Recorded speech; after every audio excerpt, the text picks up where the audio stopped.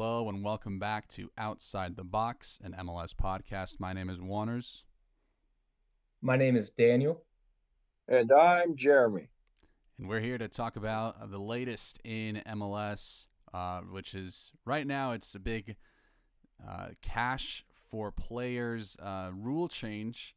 And then after we talk about that, we're going to get into each of every one of the MLS teams' offseason so far.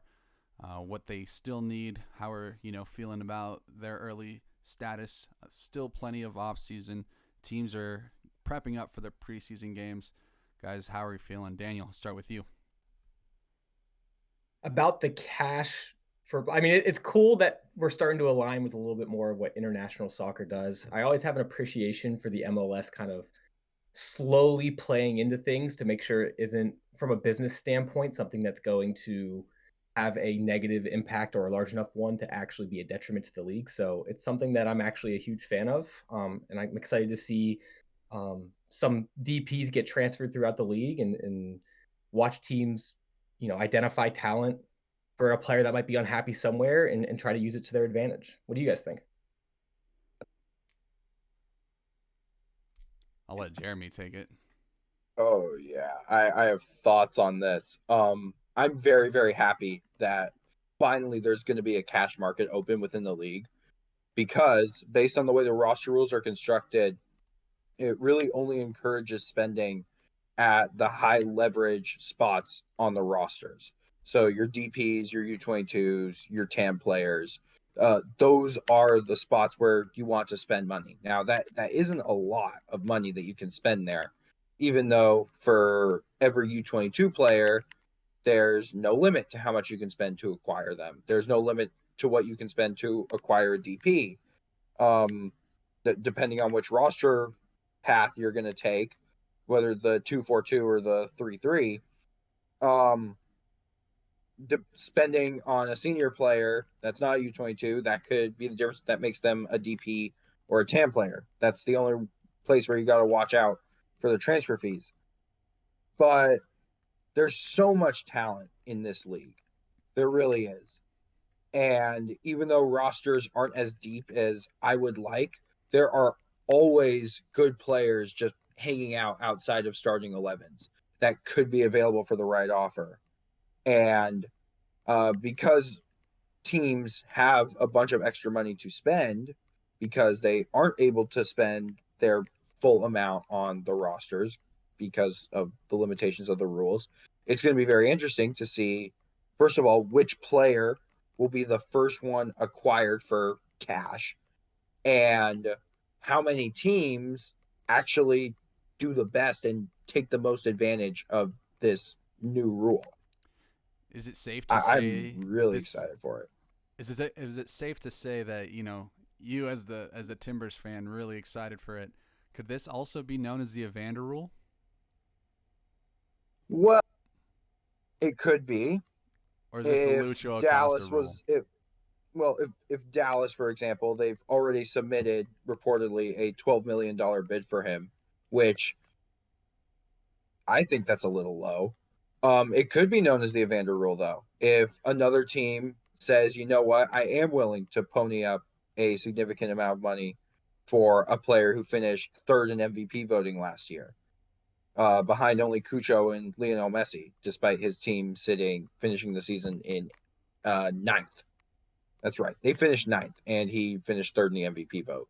So I'm very interested to see, first of all, because this is the infancy of it, just how many teams are just going to start asking about whichever players are on any roster, not just the Timbers with Evander or the other name, as said by Tom Vogler, Luciano Acosta. I want to see who that first player is. I don't think it'll be Evander, but he's certainly going to be one of the driving forces behind this. And I think it's just fascinating. I think it's absolutely fascinating that teams are going to be able to spend their own cash to acquire in-league players, and they'll still be able to convert some of those. They'll still be able to convert some of those profits or whatever they get in return to GAM, and Yeah, I think this is a very, very good thing for the league. And I think it will be the major roster rule change that defines this season. Because once that first cash transfer goes through, the doors are going to just spring wide open. That's my prediction. I feel like this is going to leave a lot of the clubs in like that are still milling about in the money ball and trying to if it wasn't for San Jose, they'd be they'd be screwed, but they went out and made a splash. I worry about teams like Kansas City, New England, Rapids, kind of the smaller market teams that don't typically shell out a lot for players like that. But I don't know. What are you thinking, Daniel? I know Charlotte have been at least keen on opening up the purse strings. How do you feel about it in general and for Charlotte? As of right now, it's not something that I can see Charlotte exercising this year. They seem to like to pull their talent from Europe. Some either discovered guys that we know from a Wilfred Zaha, who has officially been confirmed, um, to your more undiscovered guys who've kind of been underappreciated, like over in the Bundesliga, like a Pep Biel kind of player. So I don't think it's something that they're going to try to exercise within the first year of the rule being in place. But as players like Evander come open, players like Luciano Acosta come open, and you have holes to fill, and you're willing to spend the money, it makes sense to get those MLS proven players. The thing that I'm most curious to see what happens with this deal, and it's something that Jeremy's already brought up, in our group discussions on this already, has been what's the player's worth within the league and what's the player's worth outside of the league. Something that you hear quite a bit from your Liga MX pundits is that Liga MX has priced itself out to internationals. So if a player wants to leave, the inter-league transfer value is high enough that they just don't justify it over in Europe for that player to make the jump. How do you guys see MLS going about this new rule in a way that allows players to still make that jump to Europe without overpricing or price gouging for the players within the league? Well, I think MLS is going to do what MLS does, and they're just going to go on and figure it out as they go. Because, I mean, it's very funny that we're so close to being in the eyes of the wider global market, a serious league. That's not to say that I don't think MLS isn't serious, and that's not what I'm saying at all. But we have a lot of silly rules like GAM and DP and U22, and I think this cash for player trades rule change is just another one to stack on top of all of it. And so eventually, I think there will be a time when MLS gets to that point in its own market, and I feel like they're just going to implement a rule. And they're just going to keep implementing rules when we all know the best thing to do is to just kind of get rid of all the rules. And I say this as like a fan of all the the intricacies and the details, and a lot of it I quite love. I geek out over roster building and DPs and utilizations and all that. But we all know the simplest thing here is get rid of the cap. What do you guys think? I'm going to pose a question to Jeremy. Jeremy, if you were to sell Evander to some Champions club over in England, what would you want his tag to be? Well, I'm going to say Evander in general as a player with ignoring his wants, because I don't think he'd want to go to England. But a player with his talent, having acquired him for 10 million, I'd look for about 15. Okay. I feel like no matter what, domestic or international, the floor should absolutely be 15. I wouldn't pick up the phone for anything less than 15. But where Now, I think this gets, continue. now, as a fan of the player and of the club that would be selling him and hoping to make a profit of him, how much would you like to see him go for to, say, FC Dallas? Would you like to see that value increased a little bit, knowing that he's staying in the league Uh, and within your this, conference? yeah, this is where I think we can start to talk about rival tax, because uh, selling a player within the conference is going to be different than selling him to the opposite conference. So if a New England or a DC or just any random Eastern Conference club, like let's say Charlotte or something like that, they want to come in and they want to buy Evander, I keep that asking price at 15 because 15 million is still a lot of money.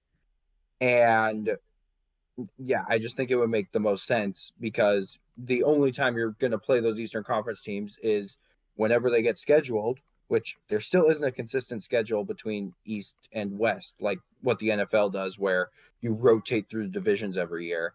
Though those games are still seemingly drawn at random, at least in MLS. Random, But if except you're going for to sell Inter them to, Miami. yeah, well, everyone's got to have a Miami game, I guess, except everyone. Um, if you're selling them to a Western Conference team who you're going to see twice a year, who you're directly competing with for playoff spots and playoff seedings, and potentially seeing them in the playoffs if you get in, I don't feel like it's unreasonable to tack on another maybe 5 million to 10 million for that asking price. Now, that might completely turn some clubs off. They might think, what are you doing? But for a player like Evander, who is Portland's record signing, is someone who has proven that he can be an MVP caliber player in this league, had the most goal involvements in MLS last year. I feel like you wouldn't get laughed out of the room for proposing an extra 5 to 10 million being added onto that price if you're selling him to a Western Conference team. Does it? What if there's some extra GAM or extra additional assets to sweeten the deal on top of a transfer fee? Do you still take that? I'm looking at the rules right now because I don't think that you can use any other form of compensation Right, but you when could you're also doing a trade for cash an deal. international spot and make up the difference in GAM that way. I think that could be a way to do it, but at the same, just like you send Evander say like 15 million, and then you also acquire an international spot for like some GAM. That could work. It wouldn't be the same transaction, but that could be a slippery way to kind of get around the rule, at least how it's written down in the rule book. There you go, MLS But GMs. You're welcome. yeah, there's going to be a fair amount of just like how do MLS GMs, who I think have the toughest job in all of world soccer, for any director of football, that similar role that would translate across the world. I think they have a really tough job because of how complicated these rules are, and that they always try and find just ways to get around it legally. Sometimes they get caught, but um as of right now, just with the straight cash, I think you have to overvalue your players just a little bit, but I don't think it'll get too out of hand. But um I still see foreign exits being cheaper than a domestic sale in the long run, because you wouldn't be competing directly against that player. Your team wouldn't be, even though you'd be getting a fair amount of money for him. Any other thoughts about the cash player trade market? I think fast forward 5 years from now and watching how this continues to unfold and develop, I think it'd be neat to see a potential world where these cash players that are inter MLS transfers don't actually count against the cap, almost like a second DP option, mainly for the reason of you're creating two separate ecosystems at that point. You have your inter MLS ecosystem where the money's just exchanging hands from club to club, and then you have your external where you actually do need a cap to make sure clubs aren't going crazy, spending outside their limits. It allows you to retain your talent, even if players just need a fresh start without having to force their hands and ship them off somewhere else, even though they might like their lives in America. Um, no, I really like this move. I think it's something that opens a lot of doors in the future as well. Moving I on. just hope Oh, I hope that the biggest result from this is getting rid of the rule that forces transfer fees to factor in a player's cap hit. I think that is the biggest rule that holds this league back. More than just like the regular salary cap or just like, oh, they need to raise the cap. No. Get rid of any player, foreign or domestic, and the fact that their transfer fee would factor into their cap hit. I think that's ridiculous. Yeah, I couldn't agree more with that. Let's move on. Let's head over to the transfers tab over here for MLS. We're going to go through each team so far, starting first with Atlanta United. Not much so far from them, but they are linked to Miguel Almiron and the striker from the championship. His name eludes me right now. It's Latif. Is it Latif something? Latte Laugh from Latte Middlesbrough. Laugh. What are you guys thinking about Atlanta so far? Very, very quiet so far. They've lost depth with Tyler Wolff. Santiago Sosa is not coming back. Daniel Rios not coming back. Franco Ibarra not coming back either. Like, they're just bleeding out a little bit here. Only Klitsch and Cayman Tagashi so far as standouts. What are you guys thinking?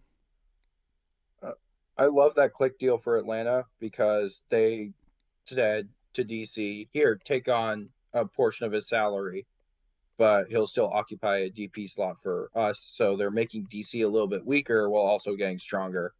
I think he's a good player too, on top of that, but just the finances of that deal are really nice. I still feel like we can't really talk about them until they get their DP striker in, whether that's Latte Lath or just any other player that they happen to bring in, because that striker decides the ceiling for this team. I couldn't agree more. They've lost from a depth, like you said, from a depth perspective, right? They've lost quite a bit. If they can manage to get Latte Lath and they can manage to get Miguel Almiron, they're solving a big problem that they had last year, which was that they just couldn't really score consistently. Their last 10 games, they averaged a goal and a half. They're addressing that. When fit, they should have top 5 starting XI in the entire MLS, but it's a long season. There's a lot of travel. Because of that, I can't really speak to it until they make any moves. I do like the click transfer, though. I think that strengthens a midfield that's already one of the stronger ones in the East. So I thought that was pretty neat. I'm not as big on Klitsch, honestly. And given Atlanta last year around this time, we're heading in with Almada and Giacomakis to lead their line. This is a team that likes to shake things up. So I kind of agree with Jeremy. Can't really say much until they sort their things out there. Moving on, Austin FC talked a bit about the Brandon Vasquez deal. They have a new midfielder from Instituto, Nicholas Dubersarski. Is that Dubersarski? Man, I'm going to have to take some time to learn all the pronunciation of all the new players. But Sebastian Driussi, officially out, gone to River Plate. That also opens up a DP spot for them. How are you guys feeling about Austin? Probably better than last time, right? Big ups? Yeah, I would say Austin was not a very good team last year, and we can admit that. We touched on this last week. But they're addressing needs and they're getting rid of problems, right? So when you take that into perspective, have they done enough to this point to put themselves in playoff discussion? I really do think they have, particularly in a Western Conference that feels a little bit more up for grabs than the East does at this point. But do I think that they've done enough to put themselves in that true top 3 or top 4 in the West discussion? No, they haven't. They should be a fun team to watch though when they're in their stride. What are you thinking, Jeremy? I wonder how long Rodolfo Burrell laughed before he just instantly pressed the accept button on that Driussi sale. Because not only are you getting 10 million for a guy who was getting older, approaching towards the end of his prime, has been unable to recover the form of his 2022 MVP season, but you're also clearing a significant amount in salary. His contract, if I remember correctly, he was being paid around $6 million a year. So Insane. you're basically gaining 16 million to use. And almost immediately after the Driussi sale, was finalized, Tom Bogert reported that they're in talks to sign someone from the Segunda division whose name is also eluding me. I think it's Izuni, who's another guy Yes, who the has that Albanian. same Yeah, he has the same profile as Driussi, playing as that second striker. And they were planning to get rid of him. They had his replacement lined up immediately. I expect that deal to get over the line. And I'm really interested to see how they're going to look next year, even though because Azuni is more of a second forward, can play a little bit on the wing. I still think they're lacking a good central playmaker, Yep. but I'm interested to see how Nico Estevez um, decides to solve for that. And then also you could potentially have a front three of Bukhari on the wing, Bukhari on the right, Izuni on the left, Vasquez up top, or you could play Izuni and Vasquez up top, and maybe see how Bukhari runs things through the middle. Personally, I'd keep him out on the right, but that's for Nico Estevez to solve. But yeah, this has been a really, really good offseason for Austin. Charlotte FC. Quiet over there, and up until the recent reports, Daniel, you alluded to it. Wilfred Zaha coming to Charlotte. This is one of those players that is, the streets will always remember Wilfred Zaha, and to see him come to MLS, man, I'm genuinely excited. I hope this goes the way of better, European former players coming to play in MLS. I hope it goes better than Insigne. I hope he ends up being that player for Charlotte. Daniel, what are your thoughts? Yeah, it's a big get, particularly when you just take a look at little things like his social media presence, right? It shows that if you don't have a market for, or say an LA Galaxy or an LAFC can't take you, you can still go get paid in a city like Charlotte with an owner who's willing to spend, play in front of 35,000 fans, and enjoy your time there, and hopefully go win some hardware while you're at it.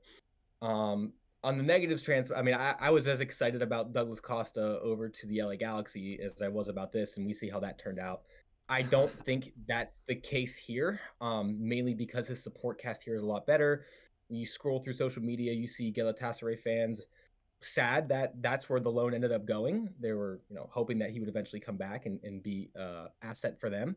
But when you see what's going to be around him here, you get excited for it. You start thinking, hey, there could be some hardware involved this year if they get their cards right. At the very least, the bare minimum goal for a roster like this should be how can we make the CCC, even if it's not winning any hardware? How can we get to the CCC so we can get even more games under our belt? We can get the chance to win that ultimate trophy for the CONCACAF.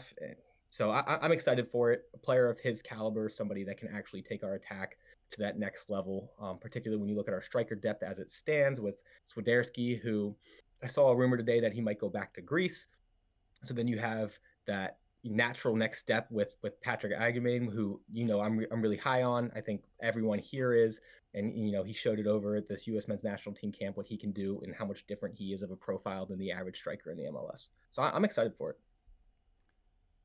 Jeremy, any thoughts? It's Wilf Zaha, man. Like it's great seeing him and getting an opportunity to play in this league. So that's huge. But what I'm really the thing that really excites me, well, if I was a Charlotte fan, is last year Charlotte was astounding defensively. They had the best goalkeeper in the league, Christian Kalina. They have a very established center back duo in Malanda and Privet. And the biggest question was they just need to learn how to score more goals. They really do. And now you're adding Wilf Zaha to a front line of Abada, who is a DP, Pep Biel, who's not going to be on a DP contract and kind of had a half season to settle before returning. So he'll be back, even though he's technically a new signing. He's a familiar face. And then whoever starts up top between Swiderski and Ajimang, assuming Swiderski doesn't get sold, or even if he does, what do you do with the DP spot that he opens? But the real excitement for me comes in their depth. because now you have Kerwin Vargas coming off the bench. He's very underrated. He's very, very good. You also have Eric Williamson, who can play as a 10 and is another good attacking piece. Very good in the middle third, getting into the final third and around the box, where Charlotte seemed to run out of ideas at times last year. This team, I don't think I'm being hyperbolic where I say right now they look like a top 4 team in the East because they have momentum that's carrying them there.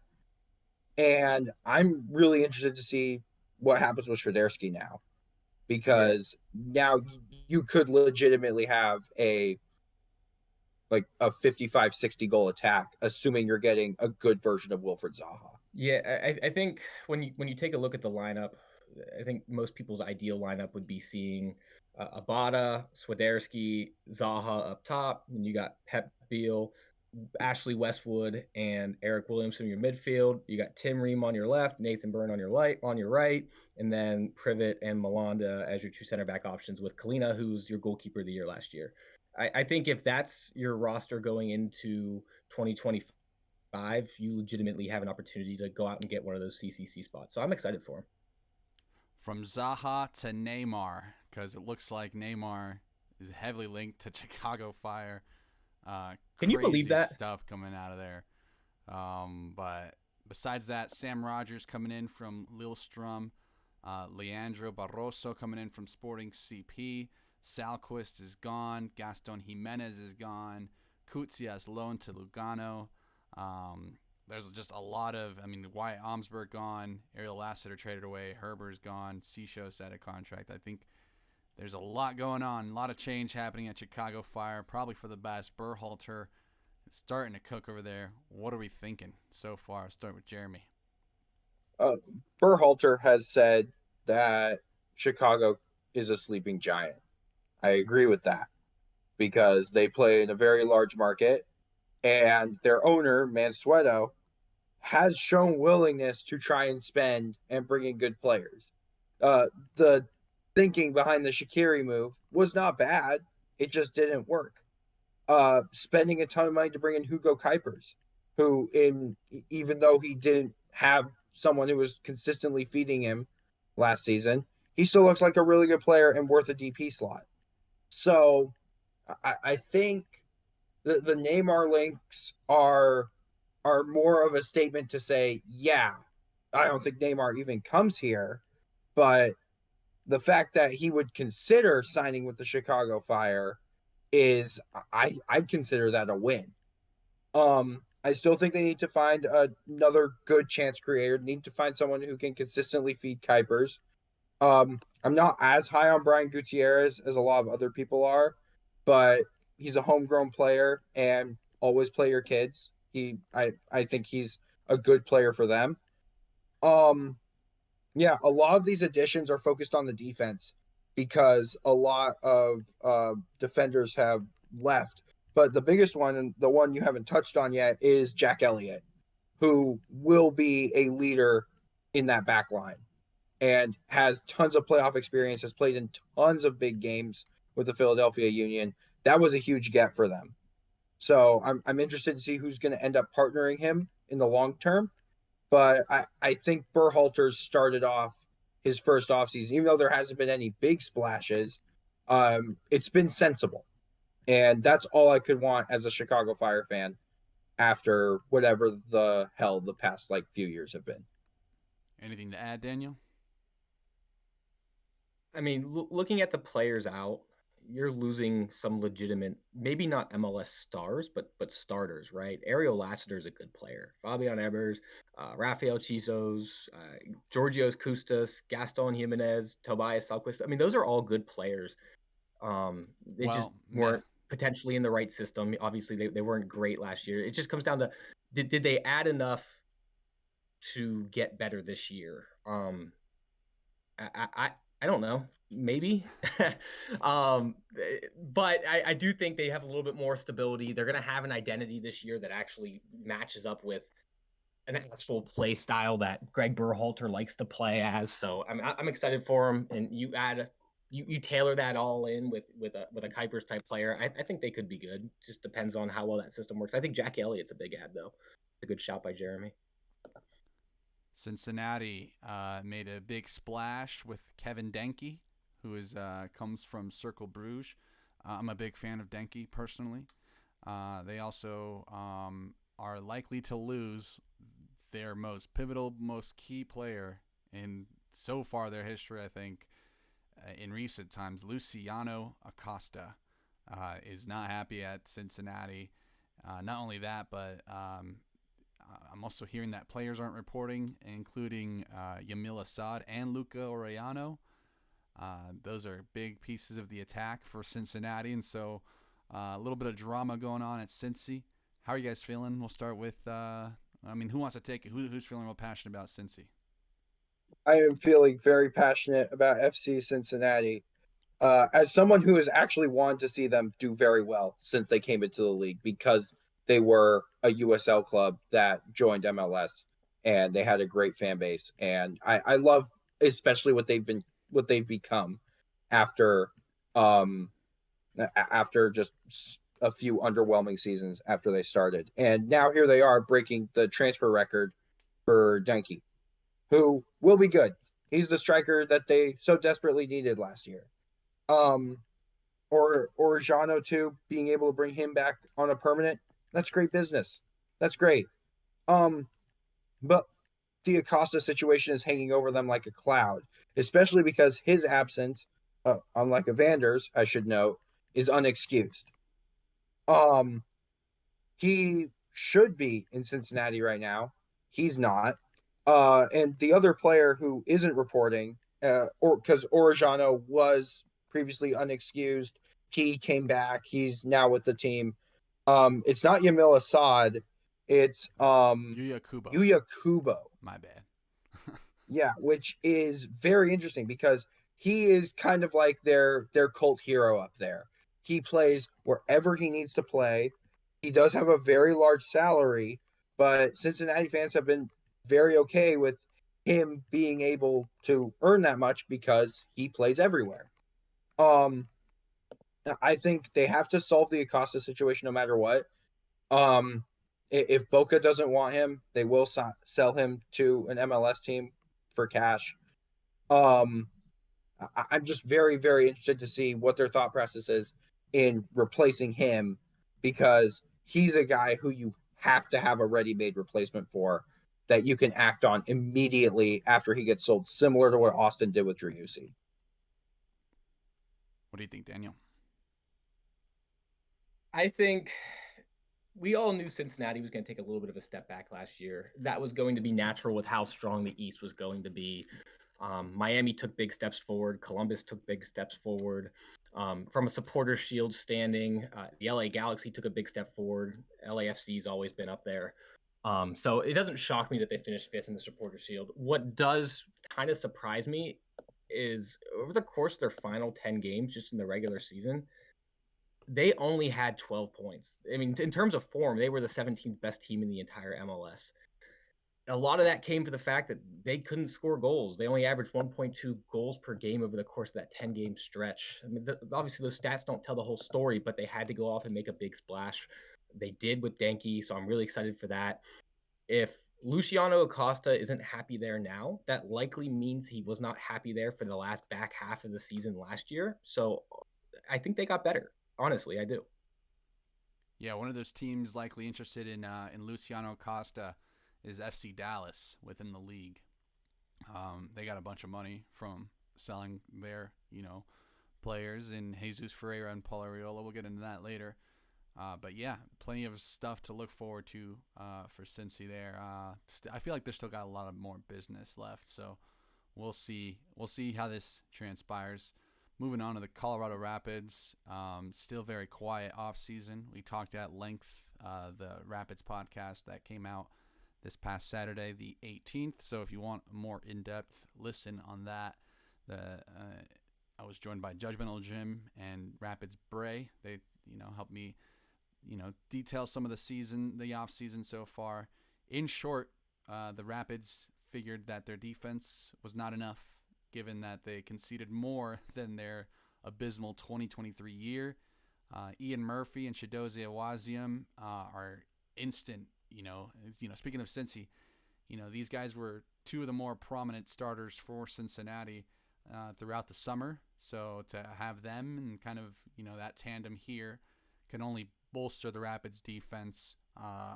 By and large, it feels as though the Rapids have most of their pieces, though, given that, they didn't move Andreas Maxo and they didn't really move anybody else that has any significant trade value. So yeah, and if you guys have any thoughts about Rapids, how are you guys feeling about the mighty Colorado Rapids? I only have a few thoughts, then I'll kick it over to Jeremy because I'm sure he has a little bit more to say about than I do. Colorado Rapids were one of the most fun teams to watch last year. They scored a lot of goals, they gave up a lot of goals, but they were always in most games to a point where they were legitimately a top 10 team in the Supporters Shield standings for about half the season. After Leeds Cup, they took a nosedive. They won 2 games of their final 10. We're one of the worst teams in the MLS. I'm not quite sure for the reason behind that. You could probably speak more to that than I can. I don't mind them keeping their core intact as long as they can play in a similar flow of the game as they did at the beginning of last season, and they bolster their defense like you added. Jeremy? Yep. They need a star winger, just a player who will fit well in the press and will be able to create for Navajo, Mihailovic, and whoever's playing on the other side. They need another wide threat to truly vault themselves farther up in the Western Conference. I'd say a tier in the Western Conference. I don't think they have enough in attack, and I think they have to get rid of Maxu more than anything. I see his contract as a waste. He isn't really that good, honestly. And I'm very interested to see, first of all, just what Navajo can do, mostly from open play, because the Rapids scored a lot of penalties last year. I think they had the most penalty goals in the entire league. Correct. So it's year 2 under Armis. They've had a season to get familiar with the system. There isn't a ton of incoming players in the attack, so it's pretty much the same group. It's just about building more chemistry, getting better in the system, and creating more from open play. Did you just admit that you're not a Kevin Cabral believer, Jeremy? Oh, I love Kevin Cabral whenever he plays against my team. If I was a fan of him when he was on one of my teams, I would despise him. But yeah. I'd say that's actually probably a pretty good point. You find a way to upgrade Kevin Cabral and upgrade Maxo, you're probably actually sitting pretty, particularly with their pieces they have out wide with like a Sam Vines and a Reggie Cannon. I like their roster makeup if they can find a way to replace Kevin Cabral. No, Kevin Cabral is going to have a major positive regression this year. You heard it here first. Positive regression. Oh, speaking of positive regression, Zach Steffen, one of the worst goalkeepers last year in terms of pure shot stopping numbers. He's got to get better. Absolutely has to get better. Moving on, let's talk about Columbus Crew. Very, very quiet off season for them. Columbus had one of the best depth in the league throughout all of last season. Their rotated squad is, a mid-level MLS team. And given that they beat up a lot of Eastern Conference teams with it, there's very not much you can do to the Columbus Crew to, really elevate them. It looks like Alexandru Matan is out of contract, and Yaya Boa, the game-winning goal scorer for their MLS Cup, no longer with the team. Pretty set squad over in Columbus. They will have Marinos Hinestroza, who is their fullback, can also play in the attack as an advanced midfielder. He is set to have a bigger role this upcoming season, so it's kind of a late addition from last season that hopefully bears fruit this season. Any thoughts on Columbus, guys? Sorry, go ahead, Jeremy. Oh, okay. I would just want to say that I feel like they lost 2 players. They lost Matan and they lost Yaboa. Hinestroza can cover both of their roles pretty well. And then also their one free agent signing has been Lapalainen, who will be wingback cover. They're going to play a lot of games this year. They need that cover at a position that's constantly going up and down the field. So nothing spectacular, but once again, it's already a built team. They just needed to shuffle their depth a bit. If it isn't broke, don't fix it. I'm with you. There wasn't a whole lot to change from the beginning. So, I mean, they're losing two pretty good players, but at the end of the day, they're going to play the way they play, and they still retain their stars in the process. So, we're probably going to see another season of what's going to happen with Cucho. He wants to leave. I wouldn't be shocked if we heard the same thing from a few other players in that roster, but ultimately, I expect them to stay pretty much the same. High scoring, good defending team. Wilfred Nancy knows what he's doing. People want to play for him, and people tend to win under him, which is a good formula. FC Dallas, they were the part of the headlines when they traded away Jesus Ferreira and subsequently Paul Arriola, two of their bigger projects. Jesus Ferreira more so a long homegrown long history with the club. Paul Arriola was recently he had been acquired from DC United in what was at the time a big budget MLS trade, and we fast forward to the cash for players now, and that trade is looking less and less stellar. Just overall hindsight, has not been kind to Paul Arriola for his time at FC Dallas. They do get some incomings, and Patterson Delgado, who was playing for a lot of the spell last season. He was kind of out with injury, but here and there. Leo Chu coming from the Seattle Sounders, Shaq Moore from Nashville SC. They're getting Anderson Julio from Salt Lake, Lala Abubakar, who is a free agent. I mean, they're going around the free agency here. They're kind of building their squad. They, as I said, linked to Luciano Acosta. I'll start with Jeremy. What do you make of Dallas so far? What do you think they need? Well, they don't need a striker. I'll tell you that. Petar Musa, he's fantastic, and he is a pain in the neck for every center back who has to defend him. That was a huge signing for them last season. It's just a shame that he played that entire season with so many absences around him in the attack, particularly Alan Velasco, who could be on his way to Boca Juniors as well. But I really like one of the players who they got in return for Ferreira. That is Leo Chu.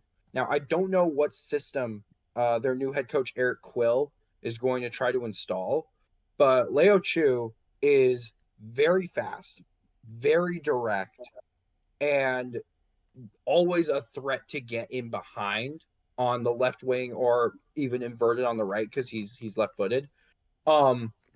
I think it's going to be very interesting because I don't think he ever got a fair shake in Seattle, and a lot of Sounders fans have disagreed with me about that.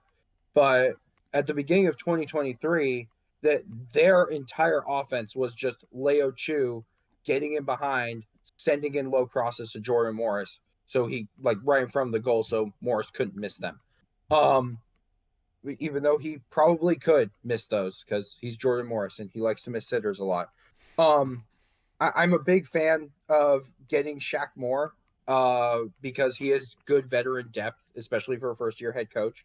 You want someone who's going to be a good voice in the locker room, particularly on the back line. And it's just very interesting because they're still paying an amount of Arriola's salary, even though they trade him to Seattle, which once again, don't do that. Teams in MLS, don't do that.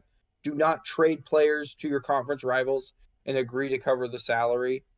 I don't care if it's the best possible offer you have for them. Just don't make them stronger and handicap yourself. There's a fair amount of defenders also on the way out.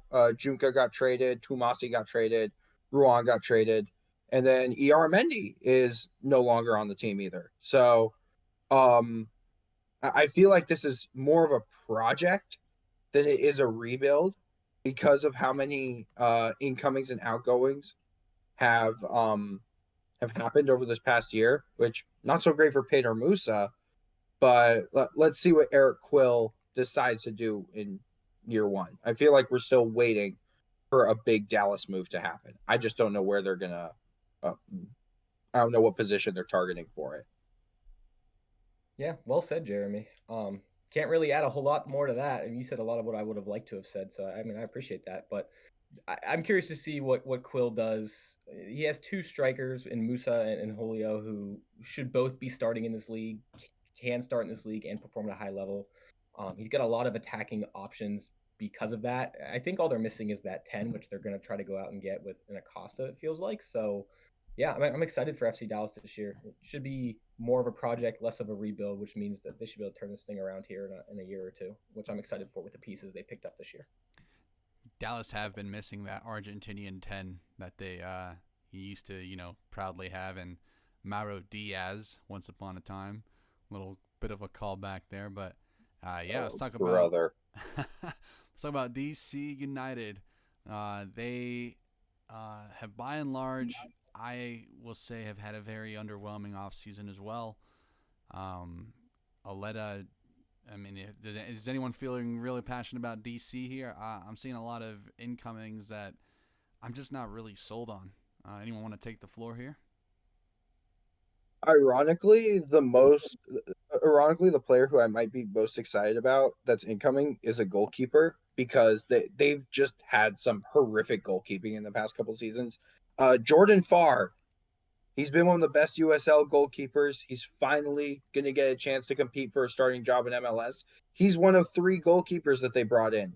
Luis Barraza and Kim Jun Hong from Korea. Those are the other 2. I think Farr's going to end up winning that job. He's fantastic. Don't know what to expect about Peglo, who's one of their incoming forwards. I think he can play as a 10, but they just need to find someone who can reliably create for Benteke. I don't think Gabriel Pirani is that guy. They needed to find that guy this offseason. I agree with Juan, that's been underwhelming. But I do really like the Kojima pickup. That was a really good bit. That one's crafty. He's very good. Daniel, anything to add? I think Lucas McNaughton's a good pickup. I like always thinking back to how good that Nashville team was in the Leagues Cup 2 years ago with McNaughton and Zimmerman in the back, but ultimately, no, I don't really have a lot to say about DC. They've been pretty quiet. I do feel for a guy like Benteke who feels like he's going to score anywhere between 15 to 20 goals a year regardless. I would like to see him put more help around him just because he's still a good player, and they can win with his goal production. So, I mean, we'll see. We'll see what comes with DC this year. Houston Dynamo have been busy here. They have been seeing a lot of players on the exit. A few coming in the incomings here. Eric Dueñas picked up off waivers. I do like Dueñas. I think he is poised to have a starting role here for the Dynamo. I think he and Artur could really shore up that midfield well. If they want a more defensive presence. Outside of that, Goko Karaskia, the talented ball-playing playmaker for them, is going to Pumas Unam. And then Sebastian Ferreira, mutually contract termination. He is no longer with the team, despite having a decent start to his time there. Steve Clark is gone. Latif Blessing is gone. Usman Silla, who was a highly rated prospect coming out of the draft, no longer there. Brad Smith gone, and the biggest one, Hector Herrera, no longer with the team. They're ultimately the team's best playmaking midfielder, no longer there. We're gonna see if Houston really finds anyone to replace that, because that's a lot of passing ability that you're losing there. But they've got a bunch of money now, and we'll see what they do. Daniel, we'll go to you. How do you feel about the Dynamo? I mean, they're losing quite a bit. Hector Herrera that's a really, really, really big loss. Coco Cascarilla was also a very, very, very good player. Shored up quite a bit of that midfield. Houston was a good team last year, but for how much that they've lost, I'm curious to see where their goals are going to come from this year, particularly as they try to progress the ball up the field. Is this going to be a purely sit back and try to counter kind of team? I'm not quite sure. All I know is these last 2 years they've really come on strong and surprised everybody, and they've lost quite a bit of those pieces that have allowed to make that happen. I'm so happy that Coco Karaskia is gone. I hated him. I hated him so much. I firmly stand on one of my takes that he's the dirtiest player in this league. Just so many useless fouls, so many flops. It brings me so much joy that he is out of this league and I don't have to think about him ever again. However, he did play usually on the right during in Ben Olsen's system, which allowed for a bit of a middle overload because Karaskia would then invert towards the inside and it would allow right back Griffin Dorsey to push all the way up the pitch and become a creative force in the final third. I don't know if the Dynamo are going to look for a player with that similar of a profile to try and replace him. And they do have a need at that right wing spot now. They also just opened a DP slot because they bought out Ferreira finally. So, are they going to spend that DP slot on a new right winger? Are they going to potentially move Amin Bassi to the right and have him operate in that Karaskia role, which I personally think he could do? And then do they spend that money on a DP10? And then what else do you do with the DP slot open by Ferreira? Hector Herrera. What do you do with that one? That's a huge hole in the midfield that needs to be filled. I also don't think they have a true starting goalkeeper because they let Steve Clark go, who was one of the best regular season goalkeepers last year. They signed former Dallas backup Jimmy Mara to replace him. There are still holes here. There are still holes. It's really hard to replace a player like Herrera by himself, but there are 2 open DP slots. So let's see how they use them. Yeah, Ezekiel Ponce was a really big signing last year. What do you guys make of him, and how do you guys think he performs this year? I completely forgot about him, dude. I think it took a while for him. I think with any summer signing, it takes a while to get their legs under them. But him specifically, it really took a while until he kind of established himself. By the time it got to the playoffs, the rhythm just wasn't there from, I really like Aliu as a striker. And if even at the left wing, I think no matter what, you're going to have to get a player there that can complement Aliu. Because right now, I don't think Ponce and Aliu necessarily play well together. Now, I do like the idea of Bassi on at the right wing, and then at that point, you get a 10. And I guess a lot of situations right now in Major League Soccer could be just solved with just go get Luciano Acosta. And so I feel like that could be a theme for many MLS teams here is just go get Luciano Acosta. He'll fix their squad up. But overall, I want more from Ponce, especially since he's kind of had an underwhelming go of it. Yep. He gets a full preseason, and having a full preseason is usually pretty good. But yeah, find out whoever that 10 is going to be, and maybe there might be a few more tweaks to the game model because you're not going to have Hector Herrera there to help you keep possession and be the driving force from the back line to the opposition box. LAFC have made some few signings. They have also said goodbye to a lot of players. Omar Campos, talented U22 player, is off to Cruz Azul.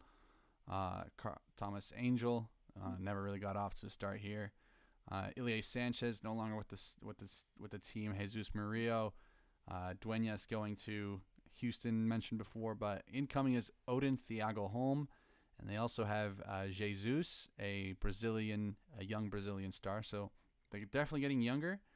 They also have Abobasi coming in to hopefully rip the starting spot from Giroud's hands. But overall, this is not the flashy LAFC that we have come to know. I think we're starting to really see the effects of Will Kuntz leaving.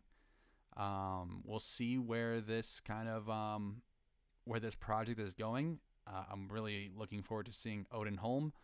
But beyond that, not as much spark here from LAFC. I'm interested to hear what you guys think here. I think their best lineup last year consisted of Dennis Buanga, Matthias Bogus, and Christian Oliveira at the top, right? Yeah, They and threw Bogusz is gone as Giroud. well. They threw Giroud into the mix, and Bogus didn't even want to be there anymore. And I'm pretty sure Oliveira hasn't even showed up for camp yet. So I think the team is going to take a step back this year. It's LAFC. They're always going to be rumored for some big signing, and I don't think they're going to do anything this winter. But who knows what's going to happen come summertime? I mean, all the names they've been linked with, and all the stars in Europe that do want to live in LA, they're bound to get somebody if they're sitting in the middle of the West, they're going to go out and get somebody, right? But I do think their team has taken a step back. They play a little bit slower. They re-signed Aaron Long. I didn't agree with that. So I don't think they're going to have the same year they've had this last four, which has been putting them in the discussions as a top 5 team in the MLS, and on some years, one of the best or the best teams in the MLS. Dennis Buanga is still going to score his goals. He's still an amazing player on that left wing. But beyond that, I could see this team sitting middle of the pack come summer window for sure. I think they'll be defensively solid. And as long as you're defensively solid, you will usually be a playoff team. But yeah, I do have concerns with the midfield because Bogusz, who is naturally a midfielder, who they've played on the wing and they've played up top, he's gone. Atuesta is gone. Oh wait, no. Atuesta's still there. There are still holes in that midfield, even though Tillman's still there. And I want to take 1 second to acknowledge the greatness of Odin Tiago Holmes' name. That's fantastic. Brilliant work by his parents to name him that. But they need an actual legitimate goal threat. And the way that Cherundolo set up this team last year down the stretch does not play into Olivier Giroud's strengths. And it would not surprise me at all. In fact, I'm predicting that Jeremy Ebobisse will take the starting job from him. But this is LAFC. They play for the summer transfer window because that's when all of the bigger names in Europe are coming available. All the smoke is saying, oh, they're going to get Griezmann. They're going to get Griezmann. Okay.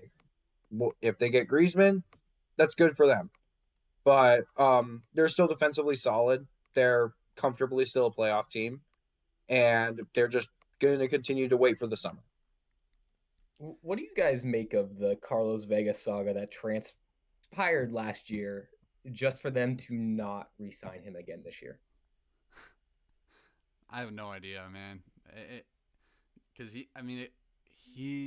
when we talk about players that are only out there doing cardio, it definitely felt like Carlos Vela's recent stint in LAFC was all cardio.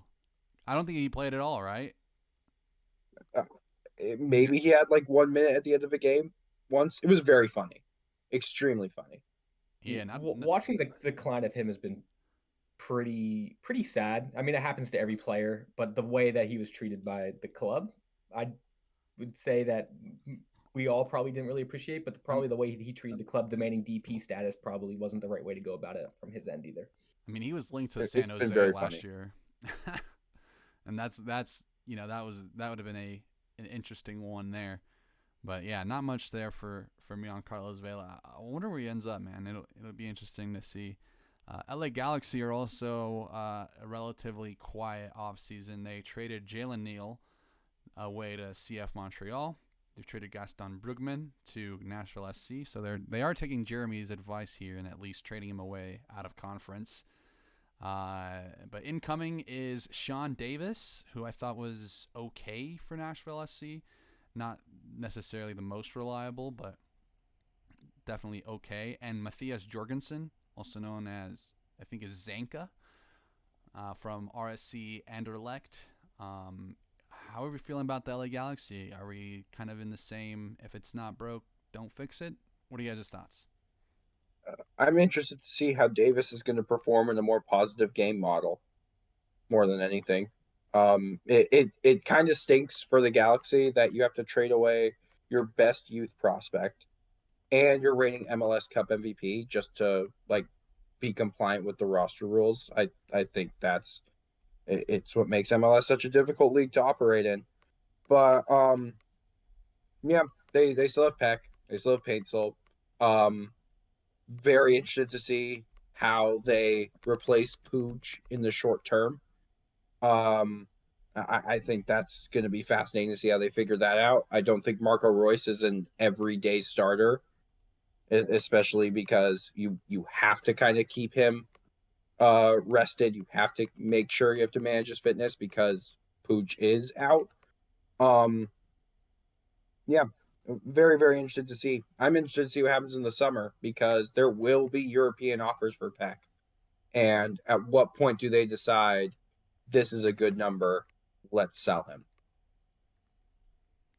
Yeah, Daniel? if it isn't broke, don't fix it. Losing Brugman was a big deal, particularly with, like you said, Royce. Is he fit enough to play an entire half a season?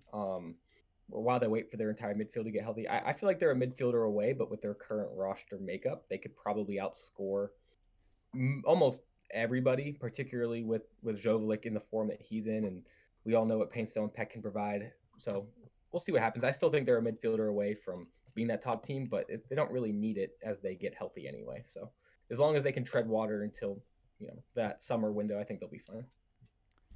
Inter Miami have relatively not made as big of moves as recent. We're not seeing Iniesta linked at the age of 40, whatever. We're seeing less and less of those. Kind of a bit more of a low-key signings here. Big one is Fafa Picault, who started in their friendly last night against Club America at the time of recording. Tadeo Allende, a loan from Celta de Vigo. They re-signed Oscar Ustari. Rocco Rios Novo coming from Lanús. He's also a big Argentine goalkeeper, on that depth chart for the national team. Gonzalo Lujan from San Lorenzo. Telasco Segovia from Casa Pia in the Portuguese league. And overall, I think they're getting rid of a lot of guys here that were, I think the big one is Leo Campana, because I think last week someone said, he deserves to start in this league. But so long as, Suarez and friends are Messi and friends are there, it's going to be tough. And Diego Gomez is the other big loss, who's going to Brighton and Hove Albion. Overall, a much less of a splash from Inter Miami. They got their guy in Javier Mascherano. I don't know if it's their guy or another guy's guy, but overall, Miami, quiet, but there's only so much you can do on a team that's stacked with Messi, right? What are you guys feeling about Miami? I think it's going to be very, very interesting how that roster shapes out as a guy like Facundo Farias gets healthy. Have either of you two gone to watch that Inter Miami friendly yesterday? No. I tuned in for the first 20 minutes. I saw that they were playing a 4-4-2, and it looked interesting until I decided to do other things with my time. It's incredible when you kind of increase the level of the players around you. You kind of see who kind of sticks out like a sore thumb and where you kind of need to fill gaps. Wigan, I don't think is long for that roster. At the same time, I also don't think Fafa Picault.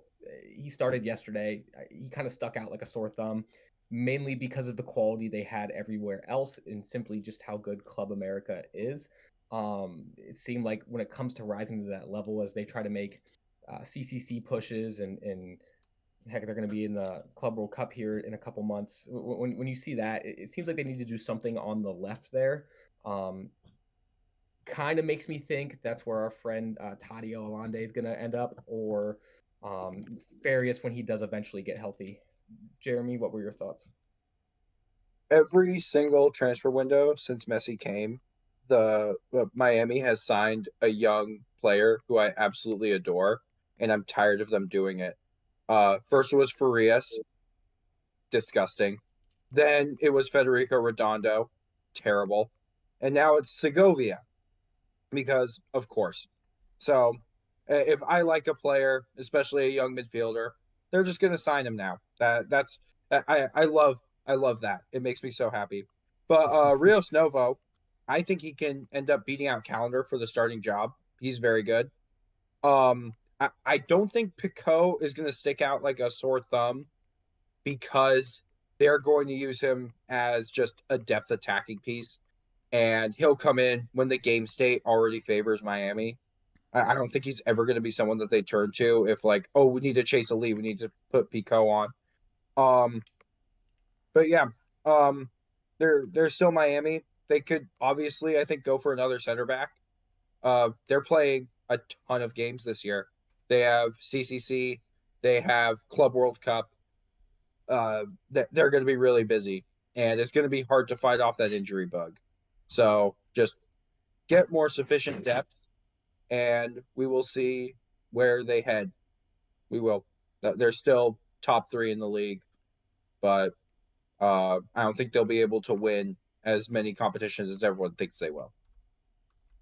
Moving on to Minnesota, they're also having a very quiet offseason. A lot of their business was done in the summer window of last year. Kelvin Yeboah definitely got his legs under him in his very short start to MLS to round out the season. I thought he was very good. I think overall Minnesota are a team that aren't far off from being a complete package. They did let go. They are reportedly moving on from Timo Pukki. They're losing Tapias, who was hit and miss throughout the season. Alejandro Brand is going to Costa Rica and Alajuelense. I think he was, an okay depth piece. Franco Fragapane, who, they try to, build around, never really, took a commanding start here as a prominent, starter. And overall, I think Minnesota, so long as they keep, Jefferson Diaz in a good spot in their back line, they've got the Argentine left winger they also signed last season. His name eludes me, but he was starting to kind of figure it out towards the end of the season. And I think it was a bit too late for him, but all those new players are going to have a preseason underneath them. They should be a lot better. Is there any cause for concern for you guys? Are they not doing enough? I'll start with Jeremy. They opened a DP slot by like Pookie go. Good. They needed to do it. Why did they have 3 strikers on that roster? Now they only have 2, and both of those strikers are really good. That DP slot needs to be used to invest in a quality number 6. I think that's their biggest missing piece. They need someone who's actually going to provide stability to that midfield. But also Minnesota is kind of the place where like all the underrated players play. You have Robin Lod over there. You have Joseph Rosales. You have oh my god, his name eludes me. I still think Boxall's rather underrated. You have Dane St. Clair at periods of times. He Bongi, who just got a contract extension. So I'm interested to see how much money they're willing to invest in a new defensive midfielder. I think that's what they really need. And they caught fire towards the end of the season last year. They're still a really good team. I think they're really well coached. They bought into Eric Ramsey's game model.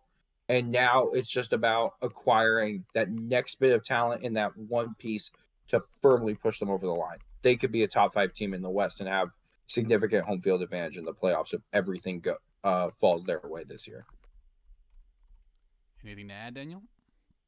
It's looking like Timo Pukki off to Helsinki. I say good riddance. He was just kind of eating some salary cap there at the very end of his tenure. We're in year 2 of Eric Ramsey. Buckle up. He was fun to watch last year. I think they'll be just as fun to watch this year. They didn't really have to change a whole lot. I do agree they probably should go out and get a 6. Dotson's probably not. I would say he's probably not up to par with where they need to be for how ambitious of a coach Eric Ramsey is. But from where I stand and where they stand, I think they're in a position to be a contender again next year. Heading over to Montreal, they have a bit of a new look. They're getting rid of a lot of players. Victor Wanyama no longer there. He'd been eating a lot of salary there for them, riding the bench for the better part of 2 years. Joaquin Sosa, his loan has expired. He returns back to Italy. No Joseph, no Lassi Lapalainen.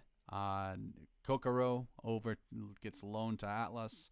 We lose a big mustached striker who I thought was very fun, but the Montreal seems to think they can go with Giacomo Vrioni instead of Kokoro from New England, who had largely been underperforming his expected goals throughout all of New England's season last year. He's going to get a new, just a general new landscape here, new start at Montreal. They also got Jalen Neal, as mentioned earlier. That's a big center back that you can really build a lot of your MLS years ahead of you. You can really build them around Neal. Herbers is a sneaky good pickup, free agent signing, and then Prince Owosu crossing the border from the Toronto side over to the Montreal side in that rivalry there. Guys, what are we thinking about Montreal? Is anyone feeling real passionate about them? This is my Eastern Conference team. I am quite fond of Montreal as an Eastern Conference team. So, what do you guys' thoughts? Montreal shocked a lot of people last year, I think. Not for any reason beyond they started the season so slow.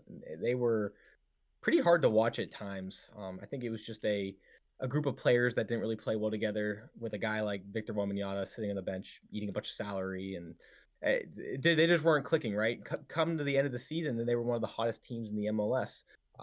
They performed better than Charlotte, Orlando, Atlanta, the Red Bulls, who made their push, and NYCFC, Cincinnati. I mean, they were just a good, well-rounded team at the very end of the year. Taking into account that now they are not only adding a new striker, they are also bolstering their defense. I think they're going to be pretty good this year. I could see them absolutely securing a playoff spot and kind of making people watch them and bet on them, really, because I think they'll be a hot ticket to bet on this year, personally. Jeremy? I like Montreal. I think they have a fantastic fan base. They are easily one of the better additions to this league in the past 10 years. Or past like 15, whatever. They needed an MLS team. They really do. What they also need is to fill their DP slots. Vrioni's going to come over as a DP. That's fine. They got rid of one of them in Wanyama. That makes Vrioni their only DP because Kokoro was not classified as a DP. One of their signings from last winter, Iankov, he's not a DP either. I'm just begging the Saputos to break open the checkbook and not try and moneyball this thing. Even though it could be fun to try and moneyball it, get a couple of DPs. This team once had Didier Drogba on it. It once had Ignacio Piatti on it. They go far when there's investment and there are good players that are being brought in by the ownership. They just got to open up the pocketbooks. But yeah, it's year 2 under Laurent Courtois, who is a Nazi disciple. You can see what he's trying to do. And yeah, they just need a little bit more top-end talent. Nashville got their new coach in BJ Callahan, and he's definitely started to trim the fat and bring in a bunch of different players. A little bit more of a South American vibe, Central American vibe going on with some of the new signings here. But surprise here, Panico waived despite being good in the Leagues Cup there. Shaq Moore off to Dallas, Sean Davis off to the Galaxy, Lucas McNaughton off to DC United. Those were all 3 guys that were prominent players throughout the last 2 seasons as rotation, and in McNaughton's case, he got the start a lot of the times there. Drew Yearwood out of contract, just never really worked out for him. Annabelle Godoy no longer there. Anunga, a depth piece for them, gone. And incoming is Andy Nahar, which I think is a great pickup. You have Brian Acosta from Real CD España, formerly of the Portland Timbers in Colorado Rapids. And then Gaston Brugman coming in from LA Galaxy. Overall, I don't know, I think there's a lot dependent on Mukhtar regaining his form, because I think an in-form Hani Mukhtar, surrounded by really good pieces here, You also have Edvard Tagseth, Jason Palacios from abroad. I mean, if you put talent around Mukhtar, he will, thrive in it. And so hopefully he rounds out his form again. How are you guys feeling about Nashville? Last year, Oh, go ahead, Daniel. yes, last year I thought Nashville was a left back and a midfielder away. And then they went and kind of blew it all up this year. So I'm really curious to see. It's just too many unknowns for me personally. I would love to see Hani Mukhtar regain his form. He's a wonderful player to watch whenever he is hot. I think Sam Surridge can be a really good striker in this league. His profile isn't one that's very common in the Eastern Conference. In the Eastern Conference, there's a lot of noise to be made there. But there's just so many unknowns with who they brought in. Seems like they brought in quite a bit of youth as well. So, I mean, it's just one of those wait and see kind of things. Contrary to Daniel, I did not think Nashville was one midfielder away last year. That midfield was bad, and it ended up costing them so much. Particularly with that horrid start that saw Gary Smith get fired. This rebuild, this winter window is centered around that midfield. They've let Anibal Godoy go. They've let Amar Sejdic go. They've let Drew Yearwood go. Sean Davis. Which, by the way, that tripod of Davis, Moore, and Leal, that's a lot of salary they cleared and a lot of dead salary because those players were not producing at the level that they should have. And in their place, you have Tag Seth, you have Brugman, you have Acosta, and then you also have Patrick Yazbek, who they signed on a U22 deal last summer. So I like that midfield work a lot. I am a huge fan of Brian Acosta. I think he's a fantastic locker room voice. I think he is a good player on his day. He kind of has like a line that he'll usually hit. He's not going to be spectacular or anything, but he's a solid MLS player who knows this league really well. Brugman too, even though Brugman has a few more injury concerns. I think they have to build. I think they had to build a good midfield this offseason because without that midfield, you're basically stuck with a solid defense that knows how to defend, and then an attack that really can only score if Hani Mukhtar is 100% on. But if you have a midfield, if you add in better midfielders and you improve the quality there, it raises the floor for this team. So, yeah, I think it's been a pretty good winter for them. Another Yeah, I guess team. my comments on the midfields typically stem from they had guys in Anuga and Godoy who, and even Yearwood, who could seem to sit back and be able to absorb pressure and defend, but they never had a midfielder outside of Haney when he played that position who could actually progress the ball forward to what you're saying. I mean, it always felt like a disorganized, chaotic mess because they were always absorbing so much pressure. So that's where I get that one midfielder, someone who can organize that midfielder, or organize that midfield, but you know, just tearing it all down and redoing it from scratch is just as good as well, in my opinion. So, like I said, there's some unknowns. Some people need to prove themselves in the MLS, but tearing it down, starting from scratch, probably was better than trying to build on top of what they already had, seeing as they did have holes on the left, holes in the midfield, and Haney wasn't really playing on top of his game anyway. Yeah. And then also probably they should add in another winger that they need a little bit more out wide, not just Schaffelberg. Yeah, Alex Mule, for what he is, I think he's a decent depth player in the MLS, but he is not very complimentary to Schaffelberg. Schaffelberg definitely did a lot of the slashing himself. I mean, they did put Surridge out there for a bit. I wouldn't mind seeing that some more. I thought he did quite well on the left. But that's for BJ Callahan to figure out because we're talking about moving on. We're going to be talking now about New England Revolution. We talked last week about them quite extensively, about Caleb Porter, the project going on there. A lot of incomings, a lot of outgoings. Leo Campano, we touched on him last week. They got Ignatius Ganago from FC Nantes. I mean, they've been busy. They've been doing a lot of stuff. We touched on Fofana and Ceballos, whether or not they will actually, be that two center back pairing that they really need. Beyond that, though, Mark Anthony Kaye, Dave Romney, Ian Harkes, all to San Jose. Talked about that as well. And then Esmir Bajraktarevic, they lose him to PSV Eindhoven. Overall, anything else to add about New England? I know they were kind of the big talking point last week just because they compared to everyone, have really blown up their roster and said, here you go, San Jose, the cross-country trades. But anything about New England that you guys want to mention? Really excited to see Noel Buck back.